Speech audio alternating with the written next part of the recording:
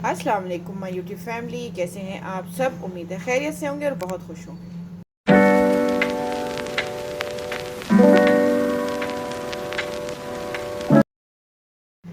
Okay जी, आज हम बनाने जा रहे हैं चिकन के शामी कबाब। ठीक है, उसके लिए मैंने ले लिया है चिकन, 1 किलो बोनलेस चिकन है। ठीक है, ये फ्रीज़ हुआ हुआ था। बोटियाँ मैंने बनवा ली थी ऐसी स्क्वायर में।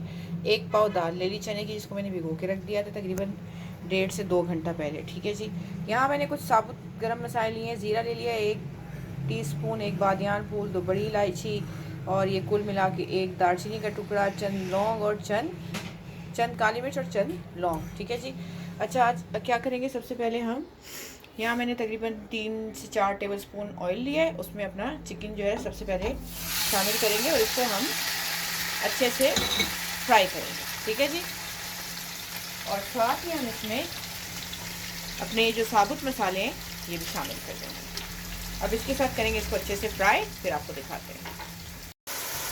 ये देखिए, चिकन काफ़ी हद तक फ्राई हो चुका है। इस पॉइंट पे हम इसमें 1.5 टेबल स्पून के करीब अदरक लहसुन का पेस्ट शामिल करेंगे और इसको और फ्राई करेंगे। ठीक है जी, ये देखिए जी, अदरक लहसुन के साथ भी अच्छे से मैंने फ्राई कर लिया है। इस पॉइंट पे हम इसमें कुछ मसाले ऐड करेंगे। यहाँ मैंने भुना कुटा जीरा ले लिया 1 टीस्पून, 1 टीस्पून कुटी लाल मिर्च, 1 टीस्पून नमक, 1 टीस्पून पिसी लाल मिर्च, हाफ टीस्पून हल्दी और 1 टीस्पून धनिया कुटा हुआ। ठीक है जी, अब इसके साथ भी हम इसको अच्छे से करते हैं मिक्स। मसालों को भून लेते हैं, फिर आपको दिखाते हैं। ये देखिए जी, मसालों के साथ भी अच्छे से मैंने भून लिया। इस पॉइंट पे यहाँ मैंने 2 बड़ी साइज़ की प्याज लेके उनको मोटा मोटा सा कट कर लिया है। ये इसमें चले जाएंगे और अब इसमें साथ ही चली जाएगी ये दाल। ठीक है जी, अब इसको मिक्स करते हैं अच्छे से, फिर आपको दिखाते हैं। ये देखिए जी, मैंने मिक्स कर दिया है। इस पॉइंट पे हम डालेंगे इसमें पानी, तकरीबन 2 गिलास।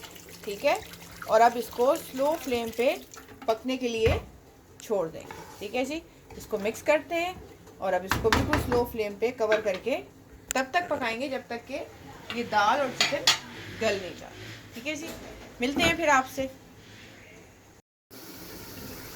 ये देखिए जी, 25 से 30 मिनट हो चुके हैं इसको पकते हुए। ठीक है जी, बीच बीच में से हम चेक करते रहे थे। हमारा जो चिकन है वो भी गल गया है और दाल जो है वो भी गल गई है। अब क्या करेंगे, फ्लेम फुल करेंगे और इसको थोड़ा सा इस तरह से करके घोट लेंगे। ठीक है जी,